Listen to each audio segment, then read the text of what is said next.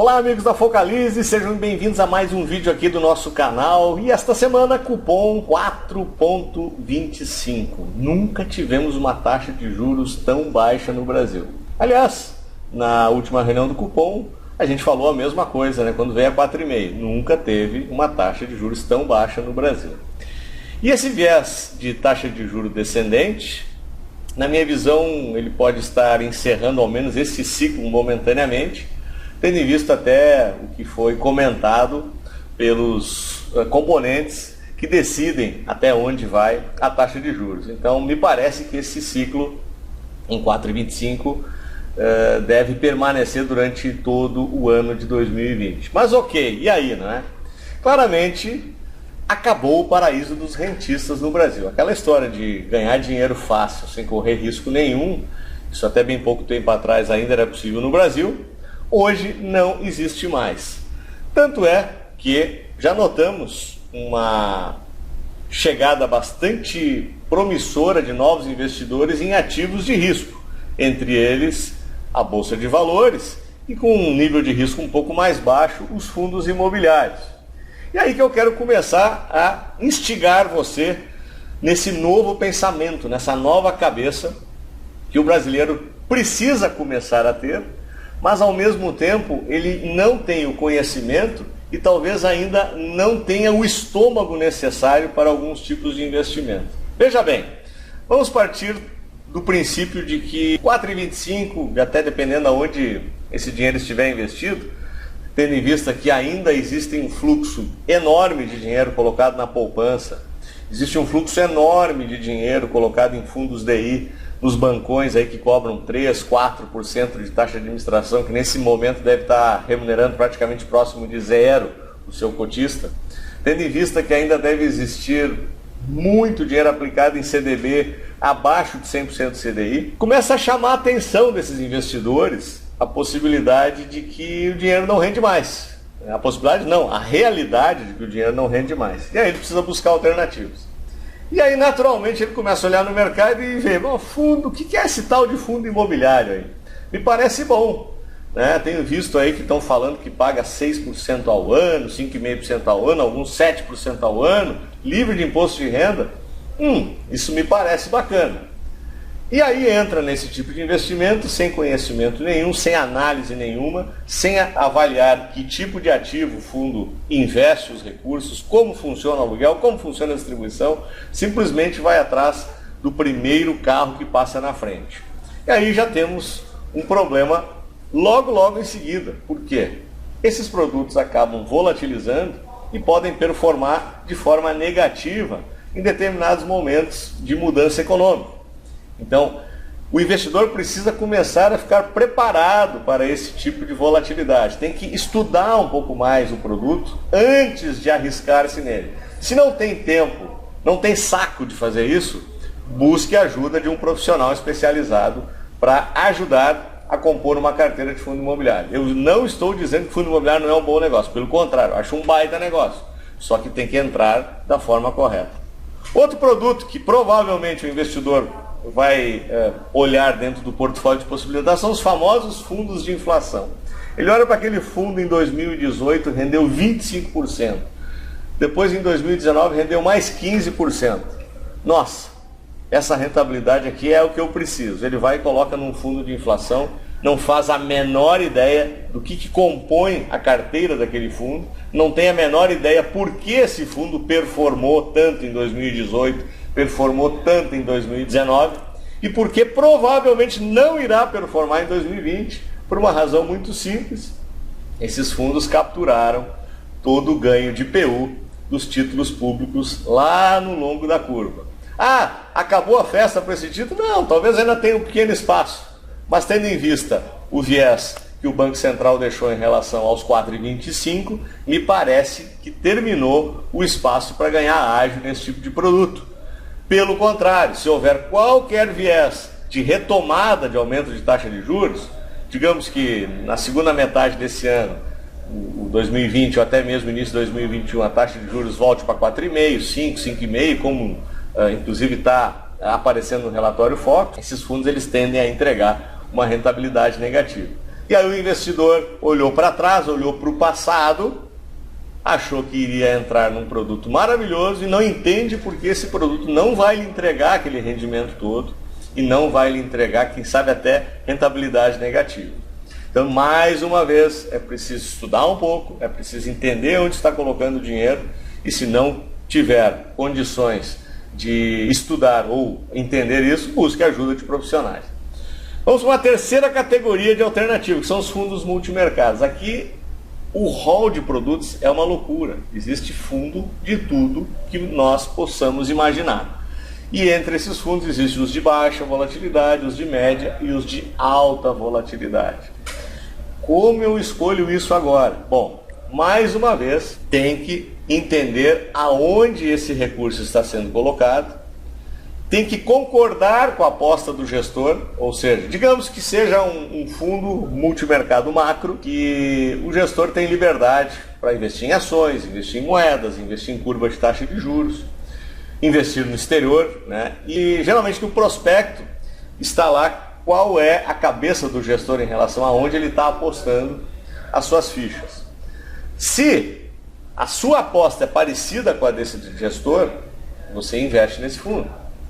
Se eventualmente você acha, por exemplo, que o dólar vai enfraquecer e ele está apostando contra essa possibilidade, você não vai colocar dinheiro nesse fundo. Se esse fundo está com 90% da sua alocação em ações e você acha que encerrou o ciclo de ações, você não vai colocar dinheiro nesse fundo. Ou o contrário, você acredita que ações é o melhor investimento, esse fundo ele investe forte em ações no seu portfólio, você pode colocar nesse fundo. Mais uma vez, necessita um mínimo de conhecimento, um mínimo de estudo e, obviamente, entender como funciona a volatilidade desse fundo. E por que eu quero chamar a atenção da volatilidade nesse caso específico de fundos multimercados? Porque a volatilidade, nesse caso, é sua amiga. Quanto mais flexibilidade o gestor tem dentro da gestão de risco do fundo, mais ele pode buscar resultado. Dificilmente um fundo que tem uma vol de 1%, 1,5% vai lhe entregar muito mais que 120, 130 do CDI. E um fundo que oferece 4, 5, 6% de volatilidade pode lhe entregar acima de 200 do CDI. Ah, Momberg, mas aí o risco é muito maior. Claro, né? É óbvio que vai ser muito maior, mas aí de novo eu volto ao começo do que eu estava explicando nos fundos multimercados. A gente precisa entender a cabeça do gestor, qual a aposta dele e qual é a volatilidade que o nível de gestão de risco dele permite que ele vá. E aí nós temos a possibilidade de capturar esses ganhos de 200, 250 de CDI que alguns desses fundos oferecem. Ah, eu não quero correr esse risco. Procure um fundo de baixa volatilidade, que vai lhe pagar 120, 125, 130 do CDI. Ok, é menos, mas é muito melhor do que ficar parado em alguma aplicação tradicional lhe pagando abaixo do CDI. E aí nós vamos para o final, que é a menina da vez, né? As ações. Eu gravei um vídeo recente, acho que na virada do ano, onde eu falava que nós tínhamos 1,5 milhão de investidores na Bovespa e tinha 300 mil pessoas na fila querendo entrar. Essas pessoas já entraram. Eu recebi o relatório, já tem 1.823.000 pessoas hoje inscritas com seu CPF na Bolsa de Valores. Ou seja, tem muita gente que entrou na Bolsa agora e muita gente entrou sem conhecimento. Tá fácil ganhar dinheiro na Bolsa? Tá muito fácil. Ganhar dinheiro no bull market é o melhor cenário possível para se entrar. Ah, Momberg, não é para entrar na Bolsa? Não, não é isso. Eu sou o maior incentivador que os nossos investidores tenham que ter dentro do seu portfólio, parte dele em ações. Agora, qual é que é a minha briga? Primeiro lugar, precisa entender por que está entrando. Que perfil de investidor você é? Você é um investidor para montar uma carteira de médio e longo prazo? Ou você é um investidor que quer tradear ativos? Nos dois tem estratégia. Por exemplo, deixa eu botar um gráfico atual do índice Bovespa aqui para vocês. E até para ilustrar um pouco mais o que eu quis dizer no meu vídeo anterior. Repare o seguinte, nosso índice bateu, vocês podem verificar, esse aqui é o índice Bovespa. Foi a quase 120 mil pontos. E agora sofreu uma correção.